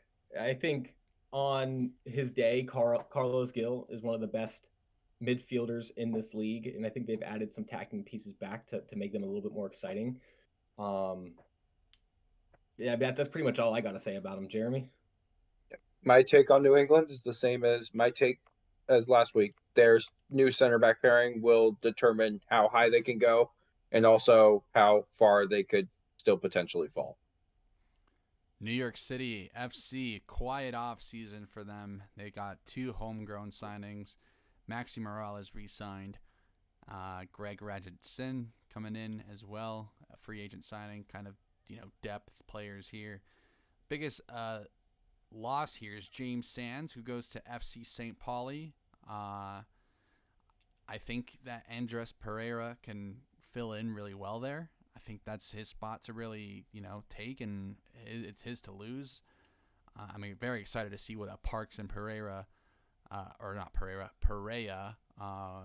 midfield look like behind, Maxi, Alonso Martinez, Santiago Rodriguez. It doesn't look like New York City are going to be making a big splash anywhere else. They got their new head coach. But yeah, overall very quiet for New York City. What are you guys feeling from them? I think it's don't break it if it's don't fix it if it's not broke. I'm thinking more of the same from New York City FC. At any point in the time last year, they were never the best team in the East, and they were never the worst team in the East. I think they're kind of sticking with that. If it ain't broke, don't fix it. Get to the playoffs, and whenever their stadium's done getting built, go ahead and start making some big splashes, seeing as they're in the biggest market in America. Yep, pretty much the same thing for me. I think they made the right decision firing Cushing. I think he took this roster as far as it could go, and I'm interested to see how Janssen is going to see this squad and how he's going to set them up. Because Rodriguez is a very, very good player. Martinez, even though everyone's comparing him to Totti now because he started on the wing and now he's playing striker, that makes him Totti again. No, it doesn't. But they do have that number 9, and I think one of their other strikers that they have, either Bakrar or Mijatovic, one of them is going to have to leave. They got to make room now because they got to sign someone. Particularly, I love to see them sign another young center back because I like seeing the way that their players could potentially progress into Europe. So, yeah, I'd sign another center back for them, even though Thiago Martins is taking up a DP slot, and what's his name, Berkery is already there. So, either a center back or defensive midfield. Just gotta free up one of those U22 slots somehow. Get rid of one of those strikers. You guys can correct me if I'm wrong, but NYCFC is one of the youngest rosters in the MLS, right? Yes, that's correct. Just got to hope that those young guys take the next step then. That might be what they're relying on before they determine what decision they make next in terms of filling roster slots. I thought Malachi Jones was rounding out into great form up until his injury, so hopefully he can get back to that spot because he was electric, man. I do like seeing him. He's also a focus on the off-season documentary, the Offside MLS documentary, so hopefully we get to see a bit more from him there. New York Red Bulls. Oh, anything else in New York City? Yeah, just one more thing. I really would have liked to see them try to replace James Sands. They didn't, but I think he meant a lot defensively and progressing the field to Andres Pereira, NYCFC. bro. I'm telling you. Andres Pereira. All right, I'll take your word for it. He could have started in Philly's midfield, and so the fact that he got traded to New York City is all New York City's gain there.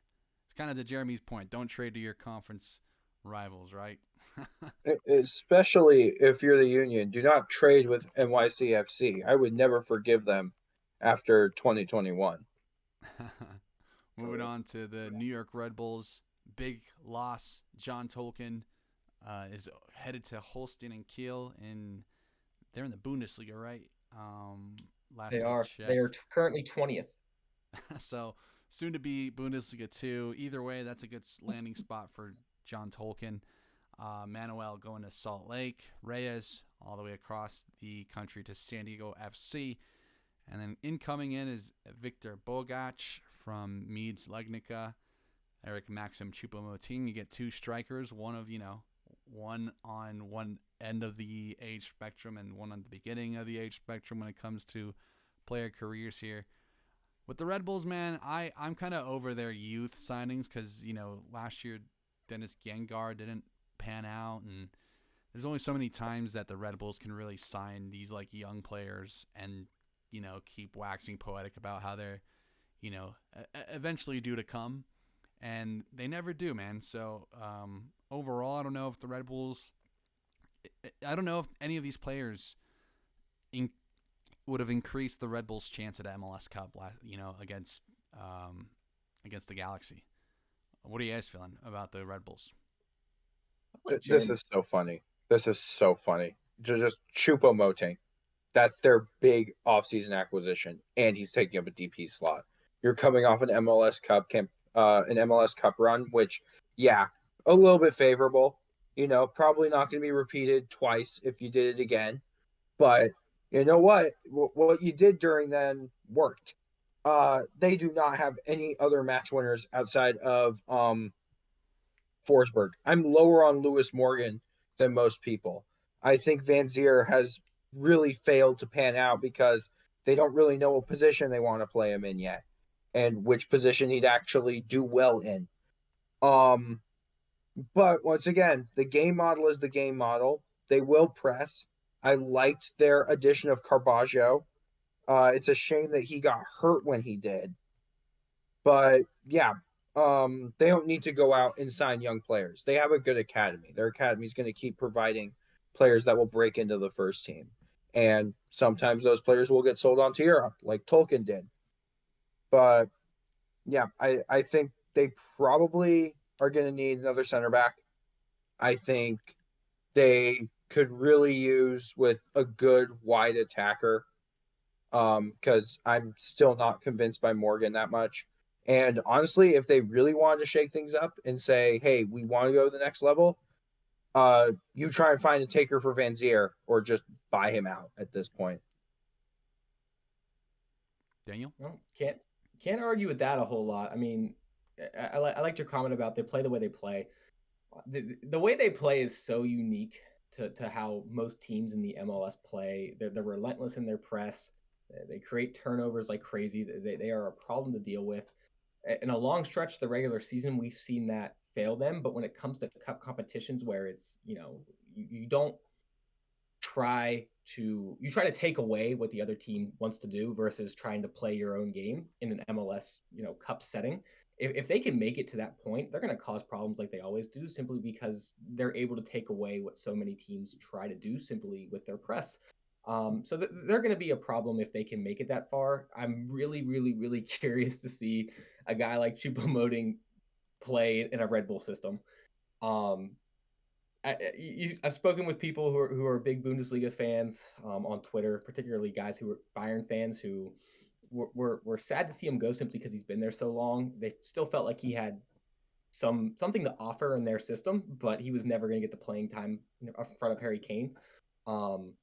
I just don't know how that's going to translate to a constantly pressing, running around like crazy in your own third, trying to get the ball back kind of system that he's going to have to now become accustomed to.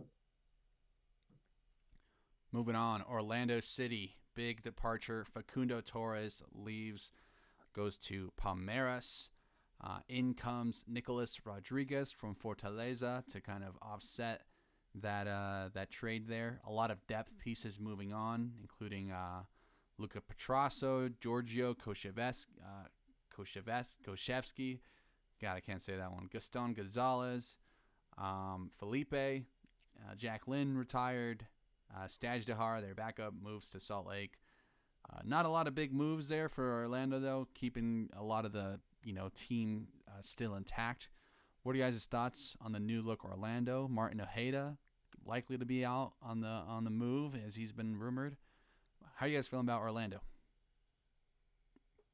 I I think it would think be really interesting if they tried to trade for Acosta or try and buy him with the new cash thing. I think he's a logic.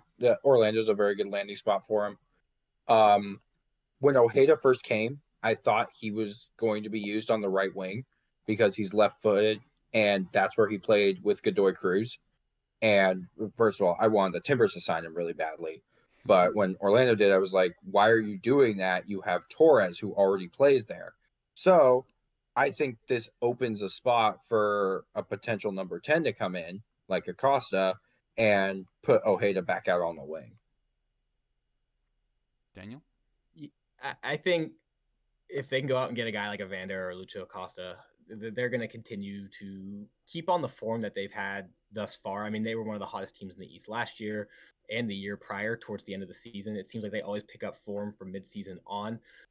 I just don't know how you replace the production of a Facundo Torres or Ojeda from a wing standpoint with what they currently have and something that they're so reliant on. So I do think they take a step back, but if they can go out and get an Evander, who I do think would be as good of a fit as a Lucho Acosta, in probably even a better culture fit because of the Brazilian influence down there in Orlando. But yeah, I'm curious to see what comes of Orlando this year. They're always one of those teams that's just always in contention and hanging around. But they've also have made quite a bit of changes to their starting 11 from an attacking standpoint this year. Yeah, also they did try out Luis Muriel at the 10, but in those games I always felt that they played that it just wasn't enough for them. So we'll see what Orlando does. It goes back to the theory: just add Luciano Acosta to your team, and you'll be better. Moving on to Philadelphia Union, who are currently under a transfer ban. They owed a player like $700, or they owned a club $700. I think they're currently working on getting off that transfer ban. But Jack Elliott gone, Sam Adeniran, Brendan Craig gone, Leon Flack gone. More of the depth pieces for them there. Philly, right now, my early pick for Wooden Spoon, but that's only because you're gonna bring in Bradley Carnell to get these guys into a pressing system, which he really likes to do. I don't know if it's gonna work out, man. I think it's a very bad talent mismatch right now. I mean, unless you get some guys that can play that system, kind of not feeling Philadelphia right now. Who wants to take the floor with them? I'll give it to Jeremy first. Ooh, that's fun. I have a lot of things to say about Philadelphia. None of them are good. Where are the goals going to come from? Besides set pieces, who's going to start alongside Glesnes at that center back spot? Who's taking Jack Elliott's role? How committed are they to actually winning games instead of just selling on their youngsters? Because McGlynn's going to be the next youngster that's going to make that jump to Europe. At least that's what I'm predicting. Are they becoming just a development team? Like, hey, come get our players. Look, we develop really good players here. You should come buy them. Yeah, I'm not convinced at all. I think their offseason has been terrible. Even though there are solid pieces still on this team, there's still Baribo, who figured out how to score goals. There's still Gazdag, who loves a penalty kick more than anyone, unless it's in a high leverage situation. Thank you. It's just like you see the vision, but not really. You see that there are still talented players here, but last year in particular, this is really interesting. I was looking at FB Ref. Philadelphia created the second most non-penalty expected goals last year. They only overperformed it by 2. And I think that attack and those underlying numbers are going to take such a big hit because of this change from Curtin to Carnell. It would not shock me to see them win the Wooden Spoon. It wouldn't shock me to see them miss the playoffs. They're just, I have no idea what is going on in Ernst Tanner's head. the collapse. Daniel? Yeah, it's kind of been a pretty sad fall off. I mean, these are one of the teams that showed you that if you just kept a consistent back, we'll call it back eight, right? Because they run a diamond, right? And they had one with Mbizo, Glesnes, Elliott, Kai Wagner, Black. They had Bueno in the midfield, and then they put Bedoya on the right, right? And they don't have 6 of the 8 players I just named anymore. I don't. It's cool that they still got Baribo. Gazdag's a great midfielder. I love watching him play, even if you guys look at him just like he's a pen merchant. The stuff he does off the ball, he creates, space for his attackers. They need a huge step forward from guys like Quinn Sullivan, and they need it badly for them to not be a wooden spoon candidate this year. Because, I mean, they've lost that core that have made them so strong for nearly half a decade now. Moving on, let's talk about Jeremy's. Can I say one last thing about Kevin Sullivan really quickly? Oh, yeah, go. He needs to prove Kevin Sullivan, yes. He needs to prove to me that he is the great white hope. Do not anoint him already. Don't saddle him with these massive expectations already. Yes, he's going to go to Man City. Like, just do not try and put him on a pedestal right now. He's only 15. Come on, guys. Speaking of pedestals, let's talk about Portland Timbers. Jeremy's team, Evander, talked about that situation quite a bit. We'll let Jeremy take the floor. Tell us about the Timbers, man. How's their offseason so far? What do they need to make? What do they need to do? Well, the offseason for pretty much all of December was incredibly disappointing because not only were there very few incoming players aside from a free agent signing of Ariel Lassiter, which was needed, and I agree with Daniel. I do rate him. I really wanted to see outgoing players because there are players on this roster who have been here for years and years and years that the former GM Gavin Wilkinson had brought in, and it didn't really seem like our current GM Ned Grabavoy had the opportunity to build a roster full of his guys. Well, this is going to be his third full season in charge, and as soon as the calendar turned to January, he signed Joao Ortiz, who's a TAM player at the 6. I've already met him. I had conversations with him last Thursday at their open media session. He sounds like a guy who appreciates what it means to be here, is very excited to get on the field, and I think is going to end up being a bit of a badge kisser in the nicest possible way. But they also filled their final U22 slot with Kevin Kelsey. That deal hasn't been officially announced yet, but he has arrived in Portland. He's met the general manager and he's met head coach Phil Neville. So I think for this season, it's all about what Evander chooses to do when his visa gets approved. Because right now, even though he hasn't reported for camp, his absence is excused because he's dealing with visa issues. Once those issues are settled, he has the choice. He can either choose not to report or he can come back. I think he's going to come back. He said so on one of the numerous podcast interviews he's done this offseason, that he will return to the team and he'll be professional about it. So let's see if his actions are going to back up his words once he's able to come back. But other than that, I think it's been a pretty solid offseason. It's not the spectacular offseason I would have liked. But I think getting rid of Eric Williamson was the best move for all parties. And they're still looking to add another defender too. I don't know at what position on the back line, but they do need to shore up that defense, which allowed the most set piece goals in the league last year. So, yeah, we're going to see how this progresses because right now I don't really think you put a grade on it because nothing's been resolved in regards to Evander. But at the same time, the moves that they have made have been pretty good. And I think the fan base is on board with a lot of them. Thank you, Jeremy. We're going to move on to Real Salt Lake, who have, by and large, gotten rid of a lot of their underperforming stars. Talked about them last week. Chicho Arango gone, Matt Crooks gone, Anderson Julio going to FC Dallas. Overall, I talked at length about how I think, they're kind of setting up Pablo to, take a fall here.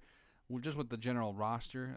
Anything else to add about Real Salt Lake? Are you guys seeing anything else of note to add for them? They've signed a bunch of homegrowns, and they brought in Kobe Henry from Stade Reims, but apart from that, not much has changed from last week to this week. Where are their goals coming from, Juan? I think that was the question last week, right? Andrew Brody, maybe? Another week's gone by, and we still don't know where their goals are coming from. I think Real Salt Lake's they're in for a rude awakening this year, unless they make some significant changes come summertime. Yep, I agree with that. I don't think there's anything else to add aside from what we said on them last week. But yeah, let's see how Diogo Gonçalves starts out the season with no true partner up top, but with a full preseason under his belt. I'm going to skip San Diego. I'd like to just dedicate one pod to talk about San Diego at length, if that's all right with y'all.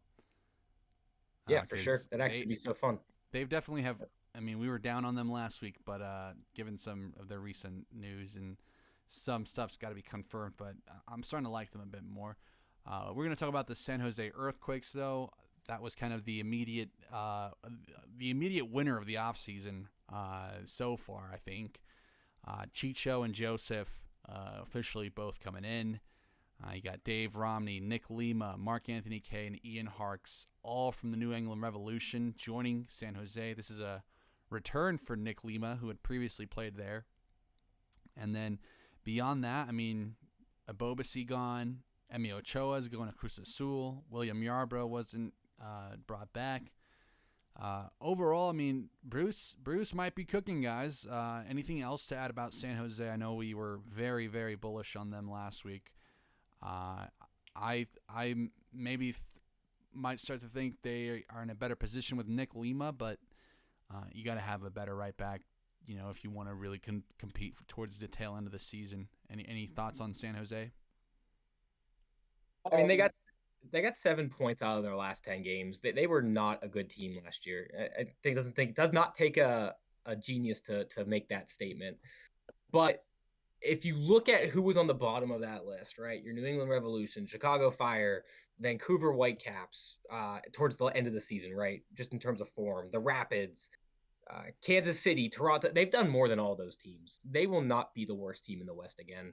In fact, I think they've made enough in terms of roster changes to actually get them into a playoff spot, which is crazy to think how quickly they could turn around what was easily the worst roster.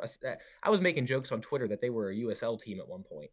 So I'm happy to see them actually making full use of the current roster restrictions that are in place and actually becoming a stronger team because of it. Jeremy, I know you got some thoughts on this one. I do. Well, they haven't really done anything that's different than what we talked about last week, but I would like to dedicate this upcoming Quake season to their former TV play-by-play guy. I am completely blanking on his name, but every time they would score a goal, he would emphatically say, "Goal, San Jose." If he was still in that job and he was still able to broadcast these games every single week, he'd be saying a ton of that this year. So I'm happy for him most of all. But other than that, my stance hasn't really changed from last week. I think if they can add another center back, or at least get improvement from the ones that are currently on the roster, this attack is still really, really, really good. It's gotten a lot better. And if Daniel can rebound to his 2023 form, easy playoff team in my mind. Moving over to Seattle, they were in that big budget trade for Jesus Ferreira. Joao Paulo, Rusnak re-signed, and then Paul Arriola recently has officially made his trade complete. The Seattle with the trident of the MLS USMNT stars that, the Euro snobs absolutely hate in Ferreira, Arriola, and Morris. So definitely leaning into that is Seattle. Leo Chu's gone. Real Ruidiaz is gone. Outside of that, not a lot of loss here for Seattle. It looks like they just kind of re-up their attacking depth, putting a little bit of pressure on De La Vega. Not much has changed between now and last week besides the Areola news. What are you guys feeling about the Sounders so far? Let Jeremy go first because I know he's got a lot of opinions on this one. It was brought to my attention after the last podcast ended that I wasn't mean enough to the Seattle Sounders. I tried to hold myself back a little bit, but you know what? It's time. It's time. They traded for Paul Arriola. That's fine depth. You know, he's got a bunch of friends in that locker room. Somehow they got Dallas to pay for his salary. Stupid Dallas. They re-signed Albert Rusnak to a DP slot because they made sure that Ferreira would take a pay cut when he came, so he wouldn't occupy that DP slot.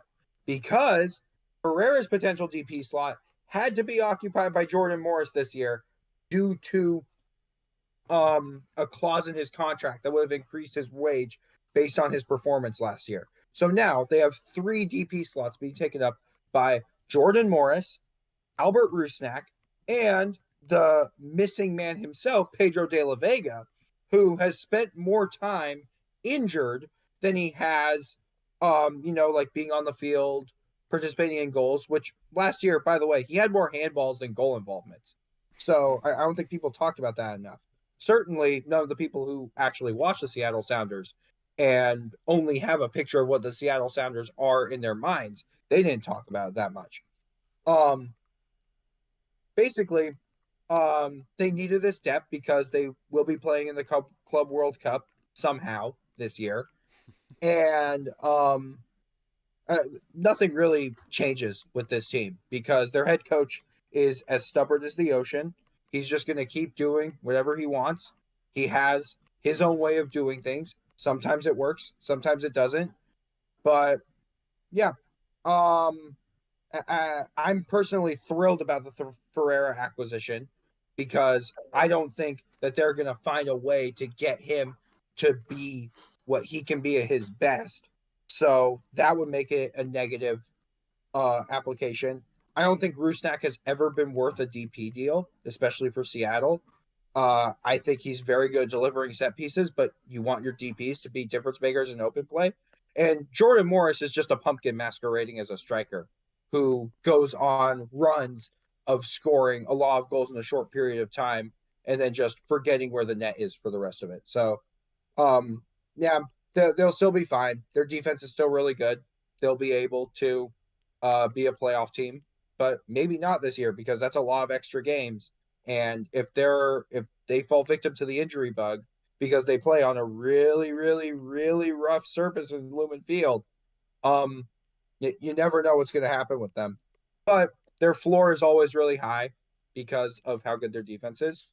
And can Ferreira and Arriola boost an attack that frankly isn't that good except for dead ball situations? I don't know. I also don't believe in De La Vega, even though he's going to have a full preseason under his belt. He had a full preseason under his belt last year, and look what happened after that. So, yep, we will see. We will see. I'm going to be a little bit contrarian here, I think. Seattle was a very, very good team last year. I think going into the season, everybody thought they were going to be good. They kind of disappointed the first half of the season, but by the end, they finished 4th in the West. In terms of form in their final 10, they were only second and third, or they were third to both teams from LA, winning 5, drawing 4, and then only losing 1. But their offense seems to be a point of contention. But in the reality of it, in their final 10 games, they were averaging 2 goals a game. And that was 3rd best in the entire MLS. They've now added more attacking pieces to make that attack better. I see a team that not only was rounding into form just 2 months ago, but has actually improved the attack that was actually getting better at the end of last year. So I think there's a lot to like about this Seattle Sounders team and what they can do this year in a West that is kind of up for the taking right now. So I'm excited for them. SKC, of course, as y'all have heard, we are missing Josh Bathtub, who is out of town I'm sure, if you missed what he had to say about SKC, a lot of it was in the episode last week. And in short, he and I are of the opinion that, SKC need to really go out there and get a big budget player here in the midst of Russell's absence. He's going to be officially gone from the team. Alan Polito, who is officially gone to Chivas. Remy Walter gone.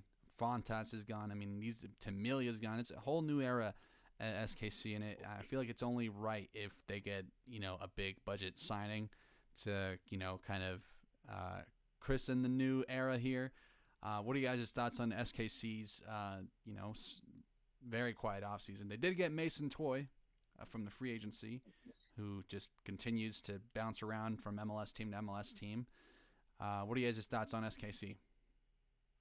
I'm excited to see what they're going to use the open DP slot that Polito opened on. They got to use and it, though, I think right? it's going to. Yeah, they have to use it, and they have to use it on DP10 because if I'm looking at that potential front four with a new DP10, a Frifa, Shallowy, and a Gata, I like that. I think it's pretty underrated, and I think that's a front line that could surprise a lot of people this year or next year. So, yeah, I think it's just going to boil down how they use the open DP slot and who steps up in the locker room as one of the big veteran leaders for this team. Because Russell, Voltaire, Melia, Fontas, they've all been around for some when SKC was once again like one of the top tier playoff teams in this league. And I want to see who's going to fill that leadership role. Anything else to add? I don't have a whole lot to add outside. It's going to be weird seeing a SKC team without Johnny Russell. But we alluded to it last week. I kind of look at him like a club legend just because he's been there for so long and he's been quite successful in his time there. But it's just going to be weird seeing a team without him. But I'm more or less excited for what they can be and what they are going to be able to do over the course of the next couple of years. Less excited for what they're doing right now. I mean, I will say, Mr. Bathtub doesn't see him as a legend just because he's not brought the silverware. So, you might get an earful from Josh on next week's cast if he hears this back and hears you, claiming Russell as the club legend. Maybe Cole. I welcome Mr. Bathtub to that debate. Let's talk about the rivals, St. Louis City SC, a new European signing in Conrad Wallum, a loan from Slavia Prague. A bit sad to see John Klein no longer picked up. I thought he was kind of a good pick there. Nakvi Thoresen is going back to Europe. He's being loaned to Sparta Rotterdam in the Netherlands. St. Louis City, I think we talked about it last week. They had a lot of their pieces in from last year already set. Marcel Hartel, Cedric Teukert. A lot of it is going to be dependent on how those two operate again this season. But by and large, a steady offseason for St. Louis following one last year that just, had their business come late. Anyone want to take the floor with St. Louis? I think they'll be improved because those players who they brought in during last summer didn't have a preseason and they kind of hit the ground running. So I want to see what they look like after that. I like their hire of head coach. I think Olaf Melberg's a really good choice for them. Still think they were really unfair to Bradley Carnell because they didn't properly back him. And now it's just their next question is, what do you do with Joao Klaus if he shows that he can't produce? Because I think Simon Betcher's won that starting striker role over him. But that's a question they'll have to answer by the summer. This is a team that kind of gives me like 2019 Philly vibes just by trying to keep their core around. And I think they're starting to develop that core with a better a Tuchert, a Hartel, Lowen's great player. Nilsson, I think, is a good center back, and Roman Berkey is a top 5 keeper in the league. I definitely agree with what Jeremy has to say about let's see how they play with a full preseason under them to kind of gel. They kind of give me some Bundesliga vibes in the way they like to play. In doing so, they brought in some ex-Bundesliga players to kind of bolster that attack, which is fun to see. So I'm absolutely curious with what they can offer this year with a full preseason ahead of them. Let's talk about Toronto FC. They have a new head coach. His name is Robin Fraser. I feel terrible for him because he goes from one dysfunctional FO to another in Toronto. Still haven't figured out the Lorenzo Insigne situation. Thiago Andrade came and went. They got him from San Diego only to sell him to Japan. So Andrade is going back to Asia. Prince Owosu not coming back with the club. He's with the rivals. Shane O'Neill, Armin Mabika, some depth. Center backs no longer there. And I think the big acquisition here is Theo I can't even say the name. Corbeanu. Corbeanu. He's coming from Granada in Spain. Guys, I think it's between Toronto and Philly for me for Wooden Spoon. I don't know what they're doing in Toronto, man. They gotta just clear house with whoever's running decisions out there on the player acquisition side. Well, you know, Corbeanu may surprise, but how are you guys feeling on Toronto? You see how excited both Jeremy and me were to talk about Toronto. I'm not gonna talk about him a whole lot. Lorenzo Insigne was one of my favorite players, just because I was always amazed by how such a little guy could have such a big impact on the game. I love watching him in Euros 2020. I thought he was amazing. He's just been such a failure at Toronto. At first, it was because they didn't really put anything around him. Now I think it's kind of his own demise and his own ego at this point. Yeah, I mean they're going to be, if not the worst team in the East, a top 3 worst team in the East, just based off their current roster construction. That's pretty much all I got to say about them. Yep. I would like to apologize to Philadelphia Union fans. I think I said that you guys were the likely spoon winners because I forgot Toronto existed. I remember when this team was at the top of everything. They had a superstar in Giovinco. They had Altidore partnering him. They had such a well-built overall team. They won a treble. And it's insane to see how far they've fallen. It really is. I'm personally like, what even really is there to get excited about? I would have said Marshall Rutty, but no, they traded him to Montreal last year. Insane. It's going to be a slog. It's going to be a slog. I don't know why Sean Johnson would have signed up for this. I feel terrible for Robin Fraser, man. Absolutely terrible.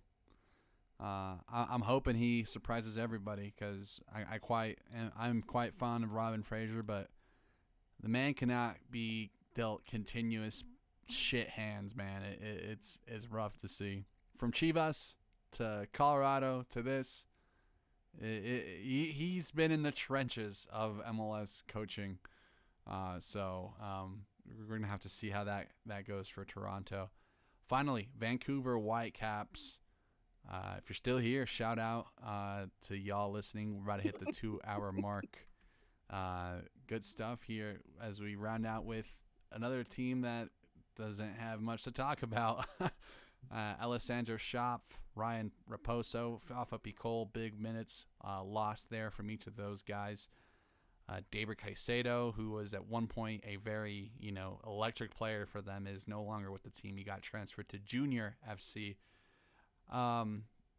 Vancouver is in the midst of being sold, so we'll see what the language is for a potential relocation for them.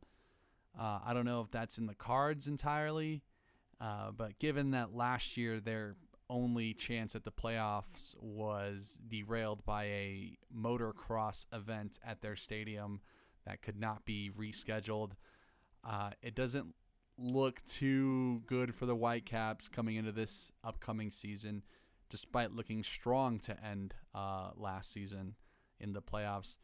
How are we feeling about Vancouver Whitecaps, the team that just never really sets a tone year to year. I was worried about who they were going to bring in as their new head coach, and it looks like they've kind of got a head coach now. I can't remember his name, but they got him from Brøndby, and Right. yeah, there still isn't a ton of roster turnover. So, yeah, I mean their floor is like relatively high, but whoever this new coach, he's got to be able to raise that floor by himself because he's not going to get any help in the transfer market. Yeah, I think that's pretty well said. At any given time last year, they were a top 10 team, and at any given time last year, they were a bottom 10 team. It's not setting the tone is very well put for a team like Vancouver. They can go out and beat anybody. They can go out and lose to anybody. Maybe some more consistency in ideas from their new coach will help a little bit. I don't know. I think you're right. They have a high floor. I can't see them placing any lower than 9th or 10th, and I can't see them placing any higher than 4th or 5th with their current roster makeup. I mean, Ryan Gold is still that dude, so He I is. think I they're gonna agree be. with that. I think they're gonna be fine. He Which is. takes us to the end here of the podcast. Thank you guys for listening. If you're still here, we're gonna go ahead and give our plugs. We'll start with Daniel. Daniel, where can they find you? You can find me on X, the Everything app, at Box Pro MLS, formerly, or I guess known as Major League Shill. Jeremy, where can they find you? You can find me on the Elon app at Sports Guy Jeremy, on Blue Sky at jeremy.peterman.bsky.social. And you can also find my written work on cascadiafc.substack.com, including a piece I just published today about this Evander situation that will never end until one day it does. Or maybe it won't. Maybe we'll just be in purgatory forever. Who knows, right? Well Uh, said. you can find me on Blue Sky at Juanners.bsky.social, on X at Juanners715. Follow Box State Footy on Twitter at Box State Footy. And we will see you all when we see you all. Have a great rest of your week. Bye-bye.